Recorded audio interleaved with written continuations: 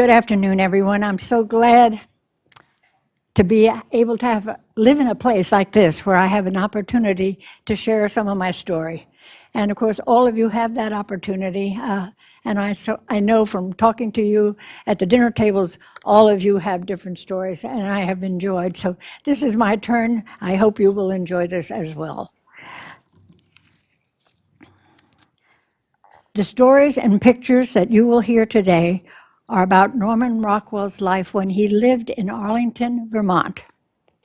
Before I tell you the times when our families were friends, I'm going to give you a few fast facts about Norman and then elaborate on his life in Vermont.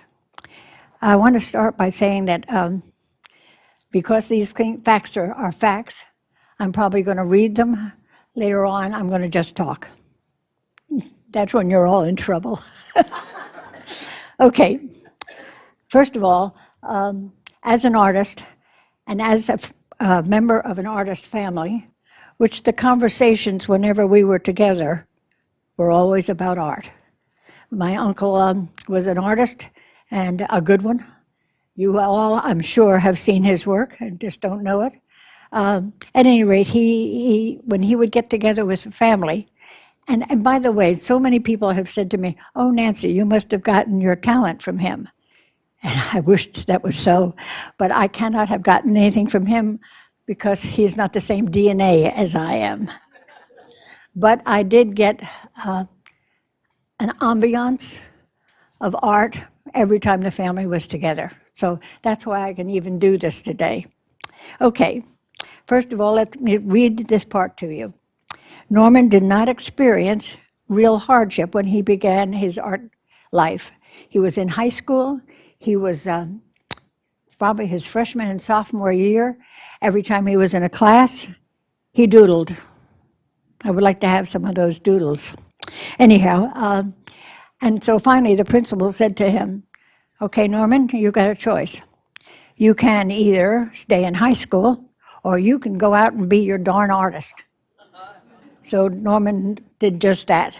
He left, I guess it was in 1910, he left school and entered the National Academy of Design. And at 16, he received his first commission, which was Christmas cards. He was published at the age of 18. 18. I can't imagine. Anyhow, this included his first book that he did, and it was called Tell Me the Stories About Mother Nature. I've never heard of the book, and I was puzzled when I read this, when I was preparing this, why he would even be doing things about nature, unless he was doing things about Mother Nature, because he was a people person, and he ended up doing so many characters. I know when you look at his work, you're going to see a character, because he painted the characters. He painted the story. He painted their lives, okay? So now he had that first book done, and he was a Boy Scout when he was young, and at 18, he was hired by the American Scout Association to illustrate the weekly magazine of Boy Scouts of America called Boy's Life. Do any of you remember that? Any of you? Look at all those people. Great. Let me see. He was promoted to art director several months after he started. Now that's a big job. And the marvelous thing about it is up until 1976, he continued to do the Boy Scout calendar. That's a long time from when he started way back in 1917. When he was just 22 years old, he sold his first cover to the Saturday Evening Post. And that was just the start, because actually he sold 323 post covers to the Saturday Evening Post. 320. Can you imagine the amount of strokes that took? Anyhow, he was married. He had, I guess he was married before he got to Arlington. He had his first wife. They did not have children. When he married his second wife, he had a total of 3. They were all school teachers, by the way, which I thought was kind of interesting. When he moved to Arlington, he moved there with his wife, Mary, and his 3 sons, Jarvis, who they called Jerry, Thomas, who they called Tommy, and Peter, who I think they probably called Peter. It was in 1938 when Rockwell moved to Arlington, Vermont. And I guess there's at least one person here that knows that well. Yeah. In fact, I got to tell you, I was thinking of Judy a lot when I wrote this, because I was thinking of, she knows, you're going to understand this more than anybody when I talk about what Arlington was like. Okay? 3 others, illustrators from the Saturday Post, followed him there. And I think there was even a couple of more later on, but those 3 that I remember was Meade Schaefer, which was my uncle, Jack Atherton, and George Hughes. I don't know how many of you people know those people, but they were illustrators.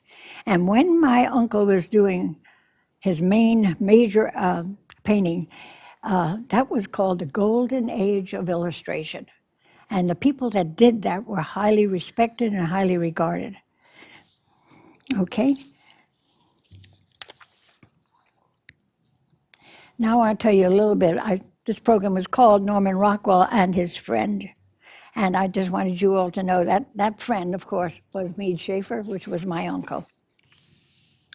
And as the story unfolds, you're going to see a lot about Meade Schaefer as well in the second half of this. The one thing that suited Rockwell so much in Vermont was that he found the environment needed to be He found the environment that he needed to concentrate totally on his pictures and a quiet, stable schedule for his painting. He did not have to search hard for any ideas or subjects. He was living with them. They were all around him in Vermont. Rockwell even said, it was like living in another world, a more honest one, and somehow all around him were potentials for his paintings. Whenever he stepped out of the studio, he was likely to encounter a natural, characteristic face for one of his paintings. Anyone who had seen Rockwell's work can agree that it was very recognizable. You all remember his work, his characters, his people. It wouldn't matter where you saw one of his pictures. You knew it was Norman Rockwell's. That's how labeled and how known his talent was. Those faces, basically, that he drew were more than just faces. They were personalities. And in some of those characters that you saw him in, that he worked in, is not only was there the facial expression, there was also a personality. And those personalities came bulging through, kind of, when he would put them on paper. Another thing about Norman I remember was that he did not have to delve into people. He could read what they were like just by looking at their faces. If you saw my face today, he would say, uh-oh, trouble. Anyhow, Rockwell no longer had to rely on professional models. They were all around him. And instead, he turned entirely to the folks that lived nearby and the folks that were living in the area. Arlington had as many types of characters as the artist had ideas. Children were one of his favorites. Rockwell loved to capture the little details in a child's face, a missing tooth, a black eye. Not only were the faces of his characters something that Rockwell was known for, but he also captured their personalities. Again, it made his work more relatable. We could see faces that we can almost recognize in our own faces when we look in the mirror. A time when we were happy, and mostly with Rockwell, there were not many times when they were sad. There might be somebody angry, but there was not much sadness because he didn't paint sadness. He painted to lift the spirits of the United States, which he loved dearly, and he wanted to give them a look at what we are and can be. One of my favorite pieces is called No Swimming, and it captures the mischief of 3 boys running to the swimming hole, undressing as they ran. And when he painted the picture, they're running across the front of the big sign that says, "No swimming." Hardship was not a stranger to Rockwell. I told you that he had an easy beginning, but his life was not easy. He battled depression. There was a divorce with his first wife, and that was before he got to Vermont.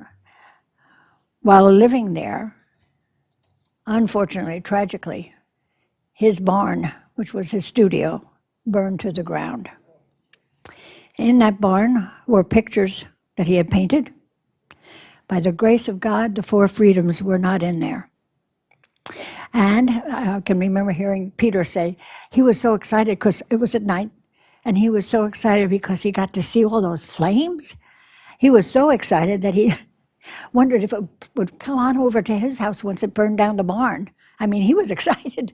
And of course, he had no idea. He was so little that this was a tragedy. He lost many pieces of artwork and the costumes that he had collected over the years. This event, though, ended up spurring him on to moving away from that area, which was isolated, to an area that was not isolated, which was probably by the grace of God, because that's where he met so many people.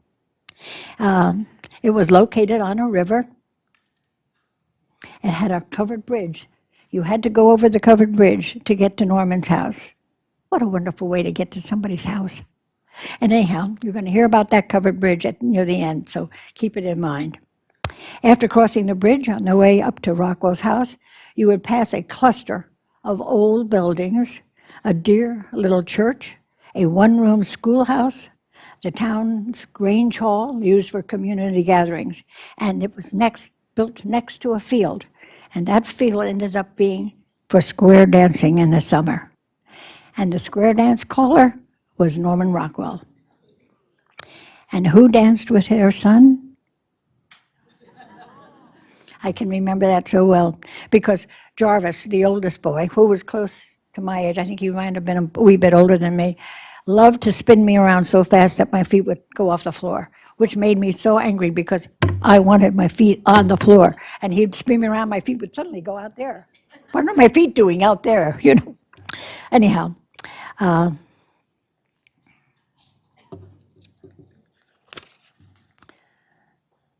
Norman once said, "The story of my life is the story of my pictures." So let's look at some of these pictures. Camera person? Wait, just one, hold on just 1 minute. Can you go back to the first one?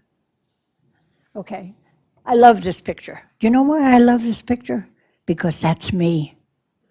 How many times have I sat at my drawing board trying to figure out, what am I going to do? What am I going to paint? How am I going to paint what I'm thinking? That's what he's doing there. And by the time we get to the end of this program, you're going to see how he succeeded. Okay? All right, the first picture.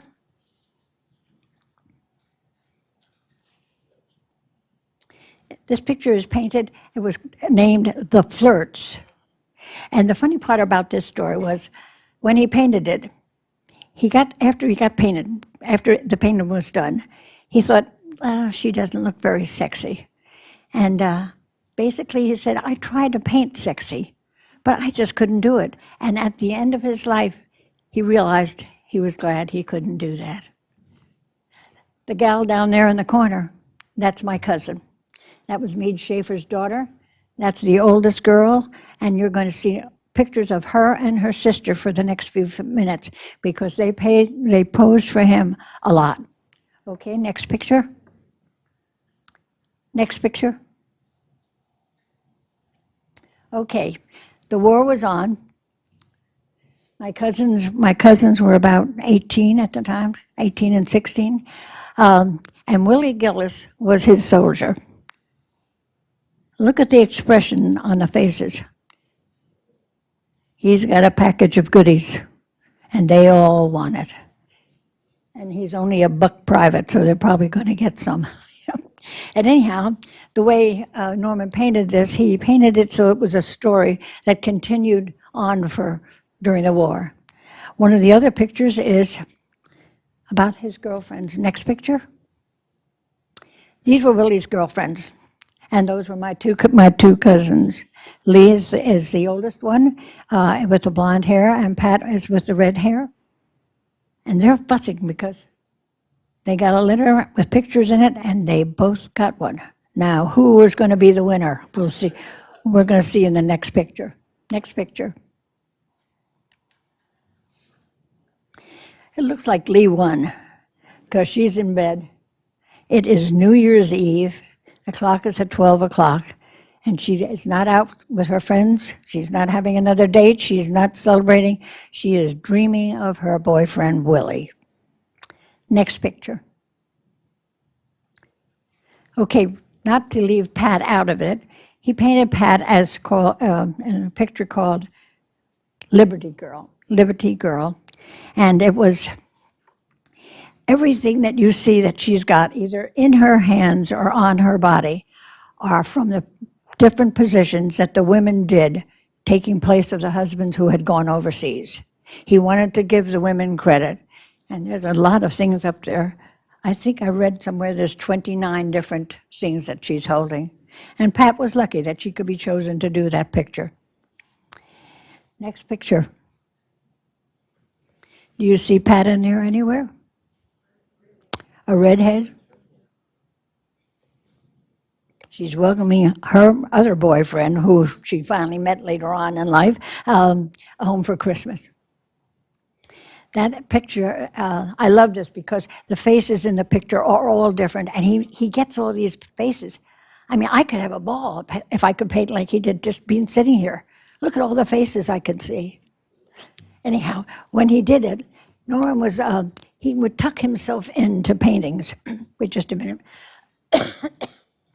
He would tuck himself into paintings, and in this painting, you would never find him. But you see the man in the upper right-hand corner? That's Norman holding the paper. You see the paper? That was Norman. And all around there are people from Arlington that he used as models. I remember the one man who lived right next door to him. It was a boy at that time. And he was one of the main models for all the Boy Scout pictures.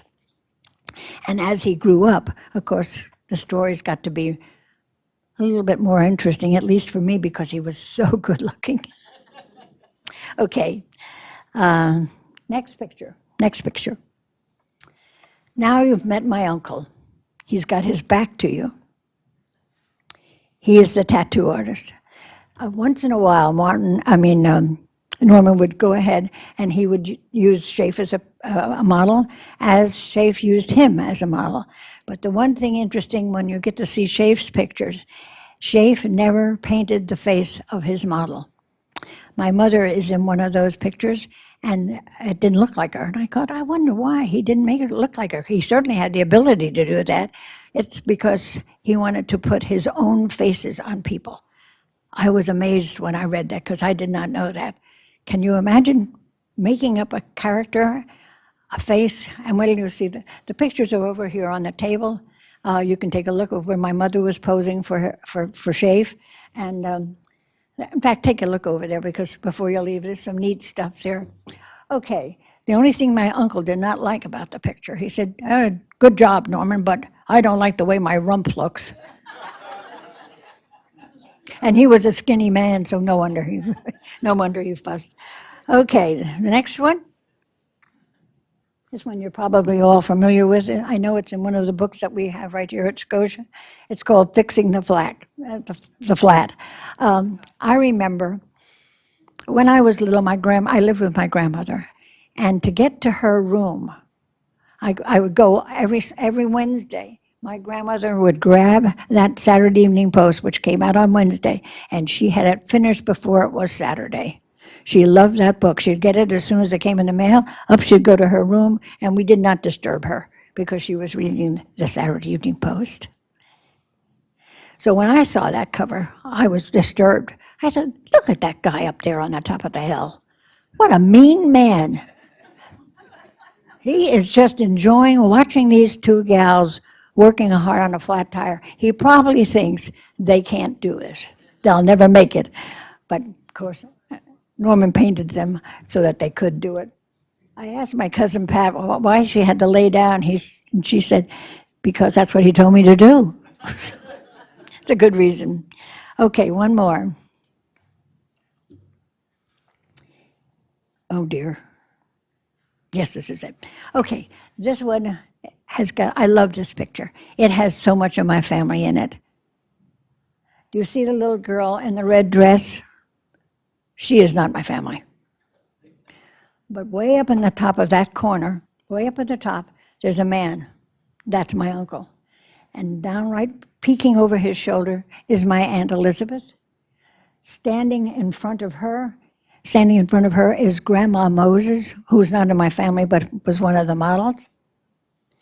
The young boy standing next to Grandma Moses was my date. The mother hugging the son home was Mary Rockwell, the wife of Norman, and that's his oldest son coming home. Right over Mary's head is Patty with the red hair, and on the other side of Mary's head is Lee, the blonde. I don't know many of the people over there on the right side, except there is Norman. Can you see him with his pipe? So he gets a lot of people in his pictures, and it was kind of nice as a child to see my family be one of those people. Okay, the last picture. Look at that. He found something to paint. After being puzzled in the beginning, it looks like he's pulled it off, okay? And that is, well, we could leave that up a little while because now I'm going to start talking to you about Meade Schaefer.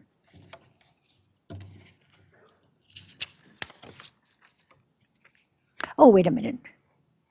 I forgot some of the neat stuff to tell you. First of all, I've been in Norm Rockwell's house. I have had dinner there. I've been in his studio, and if you know anything about his pictures, do you see the helmet up on the top? It was some Spanish helmet that he used in one of his paintings. I don't know why he put it there, but it was always there. And another thing, around his feet were tubes of paint, a brush that he dropped out of his hand. When I went in that studio, all this stuff was still on the floor. And I got such a kick out of it because he was so engrossed in what he was painting. It didn't matter what kind of a mess he made. You know, I'm like that. Okay, the other couple of things that happened was my cousins and we decided we were going to entertain my uncle and his wife and their dinner guests, which was Norman and Mary. We were going to give them a little after dinner show. I don't know why we did this, but we did. Lee was not asked to be in it as such. She was the prop person. Okay, so we're going to be singing, I've got spurs that jingle, jangle, jingle. We were dressed like cowgirls. We had my uncle had a big chair in his house, in his studio, and we climbed up on the back of that chair, which was facing the audience. On the front of the chair was my cousin Lee, lifting the chair up and down so it looked like we were riding. Another part of that story is we ended up thinking that we could charge them for it. I don't know why we thought that, but we got two very rich men out here. We thought, oh, let's take the opportunity. We did pass the hat. And when we got the hat back, you know what was in it? 1 nickel. Very disappointing. But you know, I'll never forget that nickel. There's many a times when I look at a nickel and I think, I remember you. Anyhow, let's see, what's the next one?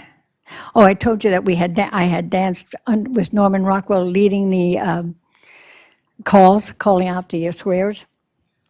And it was such fun. All the people around town all came across the covered bridge, parking their car on the outside of the field, and the music would start. And there was Norman Rockwell with his pipe calling out the squares. It was a fun place to dance. Okay, now we're going to talk about Mead Schaefer. It's time to get into my favorite part of this shared experience, probably because he's my uncle. The story is because he was a good friend of Norman's, and that's how this whole thing came together. They shared ideas, they shared paint, they shared compositions, they shared brushes, and even sometimes cocktails at 5 o'clock under a beautiful apple tree alongside the Green River, known for its fishing. Am I right, Judy? Yeah. So at any rate, Rockwell was quoted of saying about Schaefer, "Schaefer is a slight, agile man, yet he has tremendous ability for painting the powerful, the broad-shouldered, heroic man, sheer physical courage. His illustrations gave one a real sense of robust, swashbuckling manhood, and his attitude toward life was exactly that." I thought that was kind of neat. Though not known as well as a longtime friend, Norman Rockwell, he was highly thought of by the illustrators of the day. And I think I told you about being in the golden age of illustration. Before he graduated from Pratt, a highly regarded art school in New York City, he was getting illustration work. He started with a series of books called The Golden Boy. And many years later, he went from those childhood books to the classics, Les Miserables, The Count of Monte Cristo, King Arthur and the Knights, The Three Musketeers. These books were published by Dodd Mead, and I don't know how he did it, because he did a total of 18 classic books. And in each one of those books was anywhere from 8 to 10 pictures, and they are beautiful, just beautiful. And I have one of the books, I think the Cottinghams have one of the books of Les Miserables.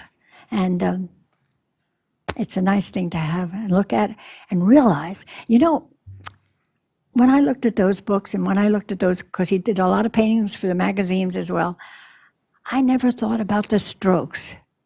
How many strokes it took to do one painting. And he did about, like I said, from 8 to 10 in one book, and did 18 books. And at the same time, he was also doing magazine illustrations.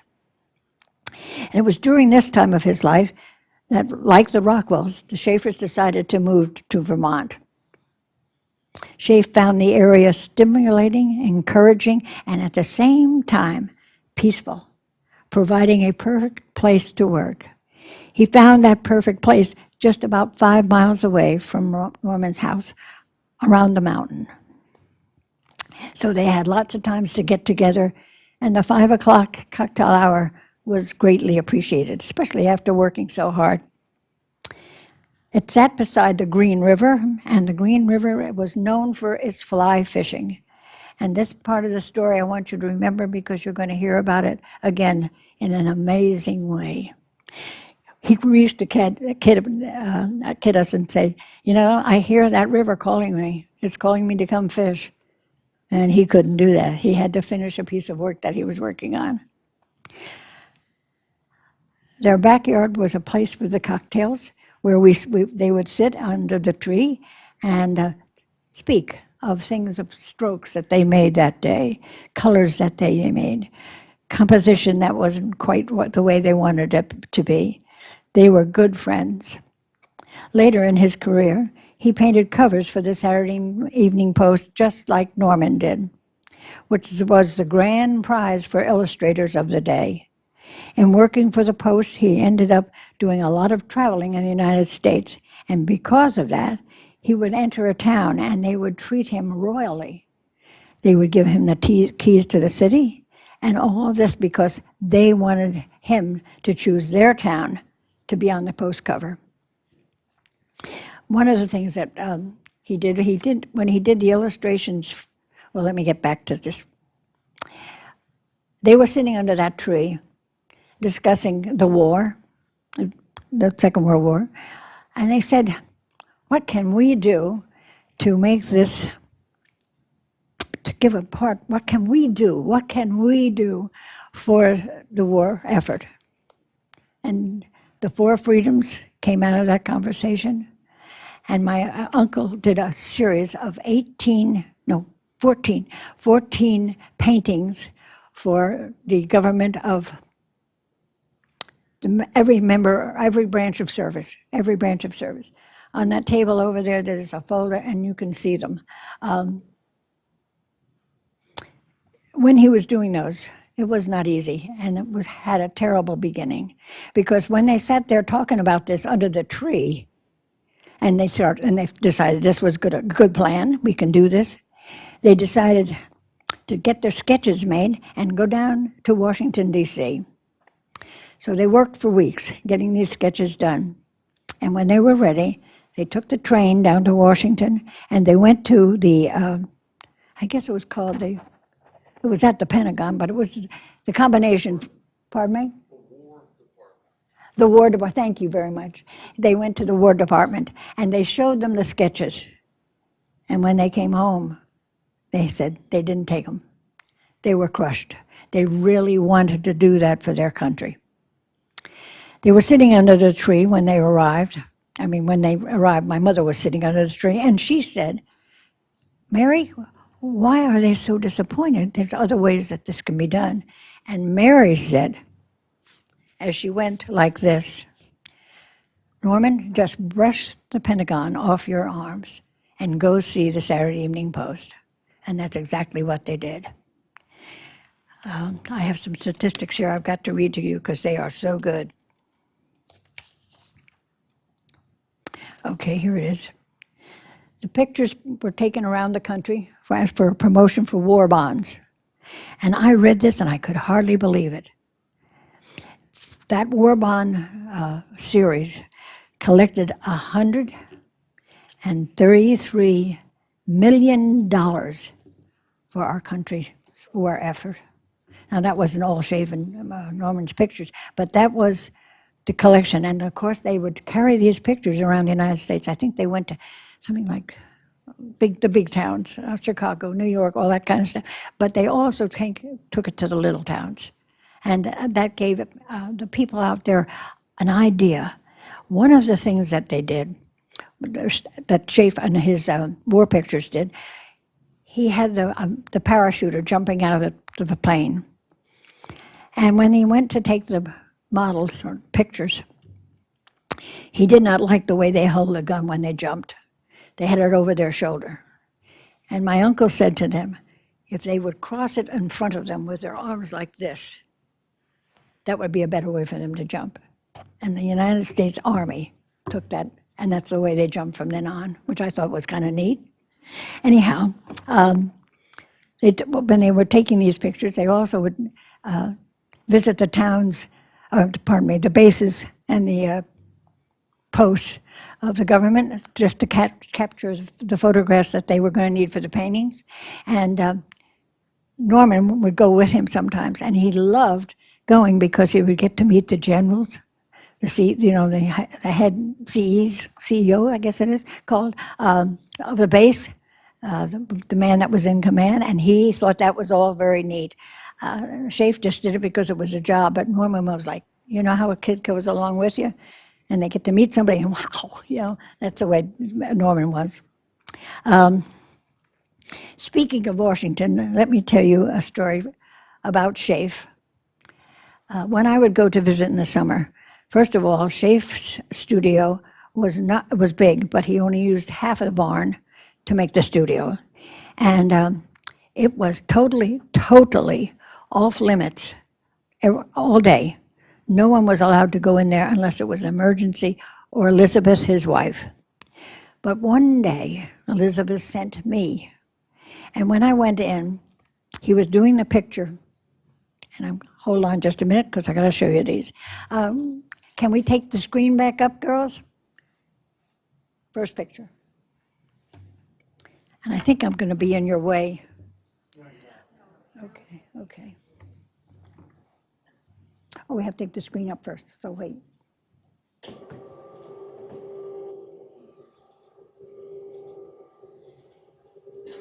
These pictures you're going to be seeing are all pictures that my uncle Schaaf did, not Norman Rockwell. That was the first half on the screen. Okay, this first one, I don't know. Do you have some lights you could put on this? The first one, she's going to go get the lights, is a cowboy. And that's the one that when I went in the studio that day with a message from my aunt, he was painting that picture at that time. Can you see it any better? Is it because I'm in the way, or is it okay.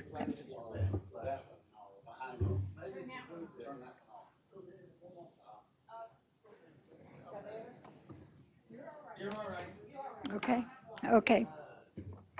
Okay, this is the one he was doing when I came into the studio.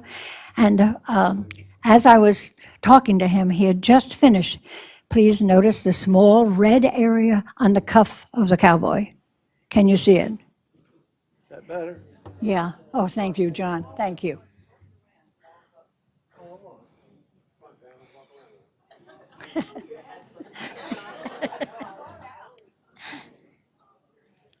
Do you see the red? Look for the red mark on the cuff.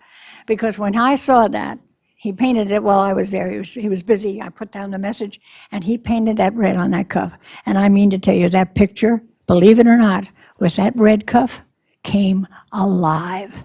I loved it, because up until then it was all monotone. But once he put that little bit of red on it, he hit the nail on the head. And so later on, when we came back from, no, I got that mixed up.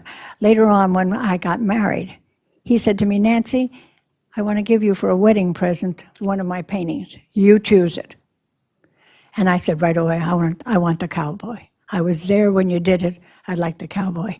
That picture came to me finally in Arizona. Harry had gone to Korea, and he was just back. And so that picture was my wedding present, and it was brought to me by Schaaf when he was traveling with Norman, all the way from Vermont. I love that picture. It has such a great story to it.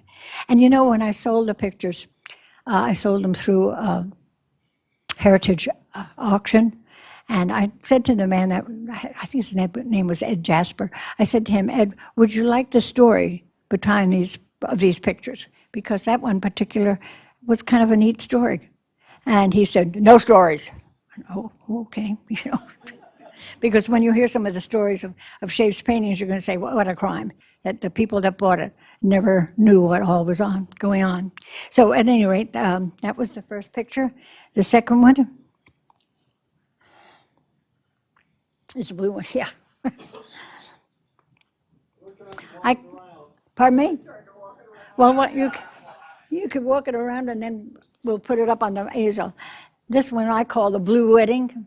And I love this picture because it had height, it had depth, it had so much going on in just the composition. And I just thought that was so neat. And now I'm going to tell you why I got that painting. In 1964, we were coming back from Bermuda, where we had lived for 4 years for assignment. And when we came back, he had written me a letter. And he said, Nancy, I want you to come and choose another painting, one more painting. That was the first one I chose. And I chose it because of the blue, and being a woman, it went with my couch.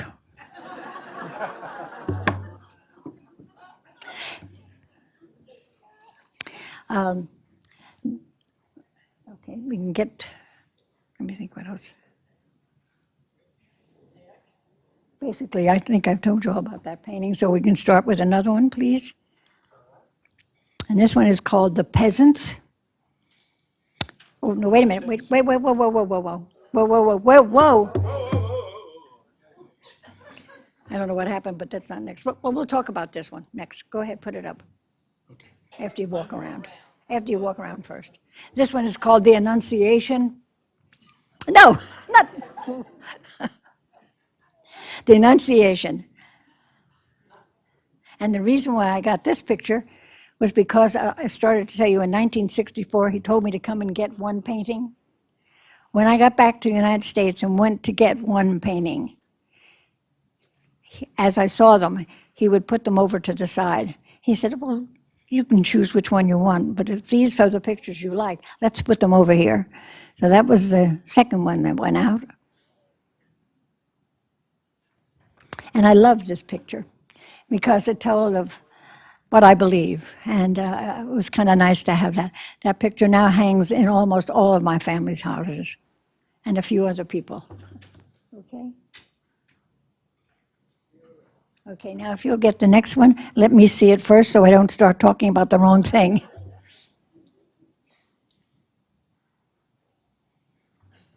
Yeah, turn it sideways. Turn it this way. Okay, you can start. Yes, that's it. Okay, this one is called The Peasants. And when he brought this one out, I looked at that thing and we had just come. Oh dear.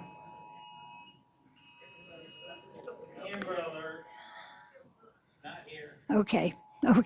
So I'll just keep going if you can hear me. I like that picture because you see the priest in it or the man of God in it with his white collar. Well, we had a marvelous chaplain friend out in Bermuda. And when I saw that picture, it reminded me so much of him. I thought, well, if I had that in my house, that would be nice. I'd always be able to think of Dick Carr. And that man, that was our friend, not in the picture, but represented the picture, went on to be chief of chaplains for the United States Air Force. And this is what reminded me of him. So that's why I wanted that picture.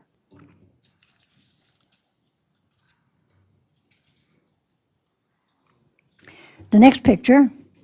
Give me a minute.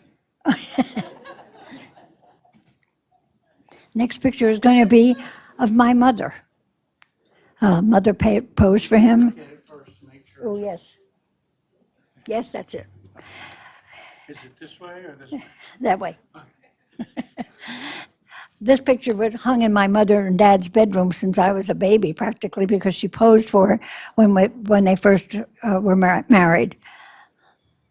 And she's in the dress, and I love that dress. Schaaf had a thing about red. He usually had red in something of some kind in a lot of his pictures. Now the picture of the blue wedding, that was what they call a two-color job. It's just black and blue. Later on, when he did the illustrations for the books, that was four-color job to be printed. So that has all the colors in it. I always kind of loved that because it was my mom and it hung in her room. I never can remember a time when that wasn't in her room, up until the time when she moved up to Laurinburg. Okay. The last one's got the best story of all, and you'll probably understand it when you see it. It's from the book, the classic book called Les Miserables. Right. Yes, it's turned right. With Jean Valjean being captured after he had stolen the bishop's candlesticks.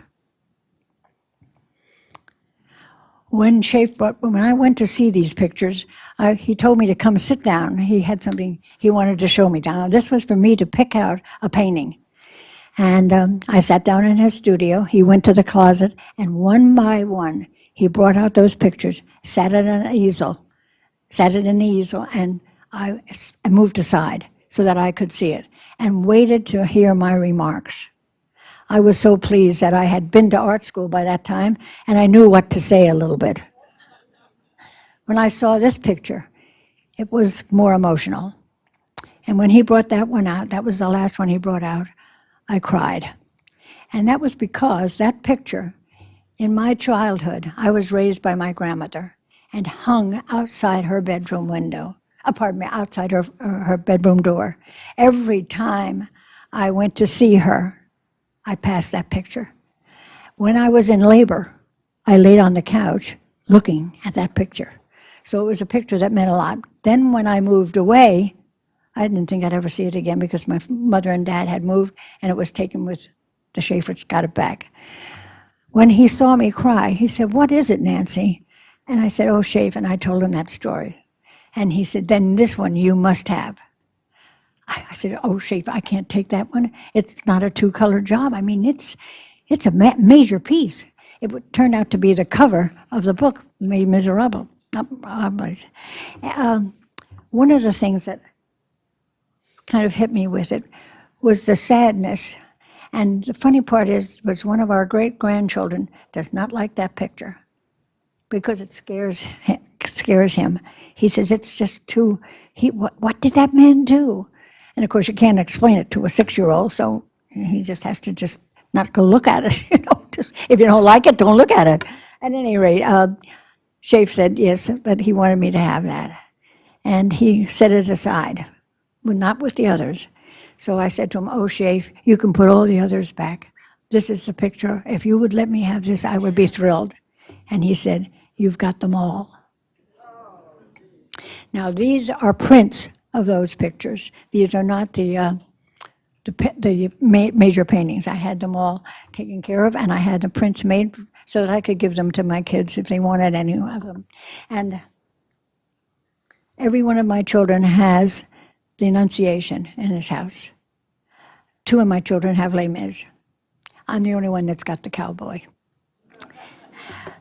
I'm going to close this afternoon with a deer story. And it has to do with the covered bridge. It has to do with fly fishing. So let me tell you this. I got a telephone call just last spring.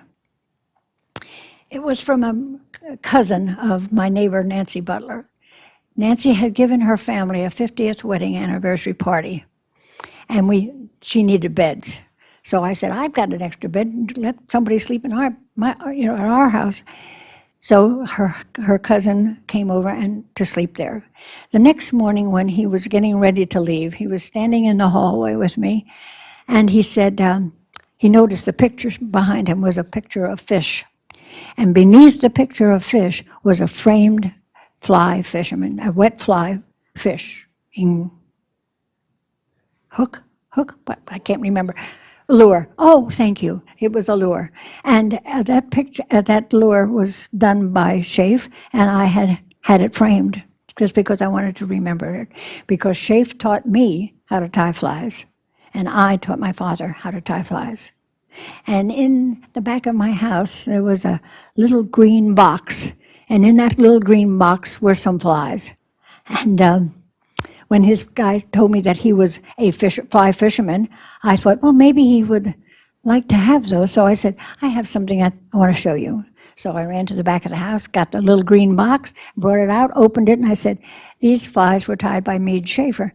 I don't know if you know him or not, but he was my uncle. And he said, oh, those are wonderful. Boy, they were called dry flies. There's a wet fly and there's a dry fly. These were 3 little dry flies. And so I said to him, so do you fly fishing? And he said, yes. I said, then you take these. You have these because I will never use them to be used for what they were made for. They're just something I look at. So he said, oh, he was thrilled. And of course, as I told you, last spring he called me. I gave him those flies over 20 years ago. And he called me and he said, I'm getting ready to move and I'm downsizing. And I would like so much to do something with these flies. When I came across them in the closet, I thought, I can't throw these away. So I just called to find out if you'd like them back. And I said, no, I really don't think I'm getting ready to move myself, and I don't think I could use them. And he said to me, well, I'm not sure quite where to send them or what I can do with these. I said, I'll tell you what you can do. You can call Orvis. How many of you know Orvis?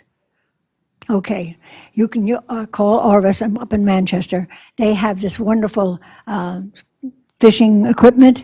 I think they even do clothes nowadays. Anyhow, so he called Orvis.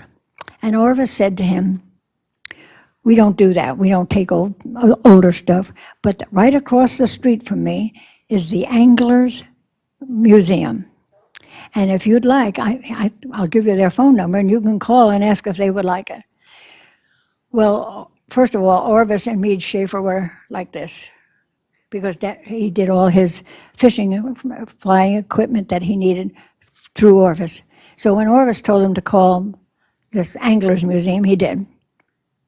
He called and he said, I have some flies that were tied by Mead Schaefer, and I wonder, could you use them? Would you want them? Dead silence. The man that answered the phone could say nothing. And finally he heard, that's my grandfather.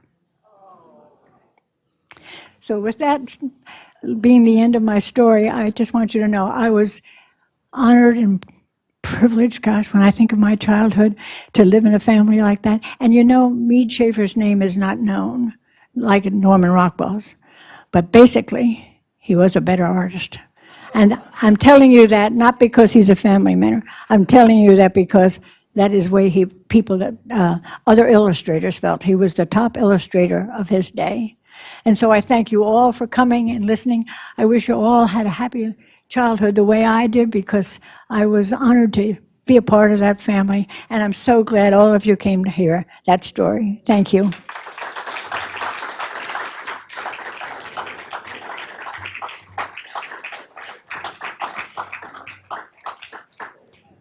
If you get a chance, take a look at some of the stuff that's over here.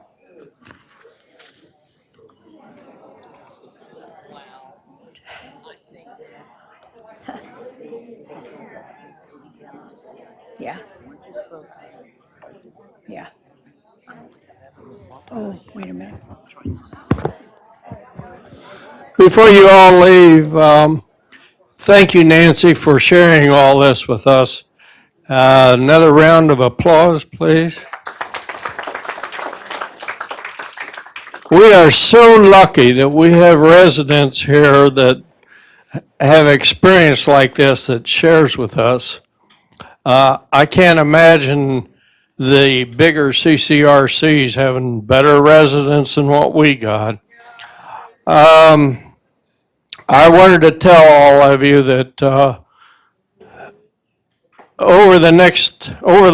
during the holidays, it gets rather hectic around here.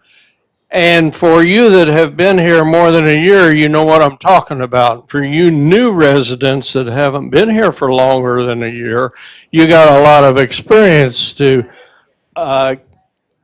see in the next month, 2 months. Anyway, we're not going to have this program until January. So we'll be off for a couple weeks and then we'll start the new year. So I'll see you next year.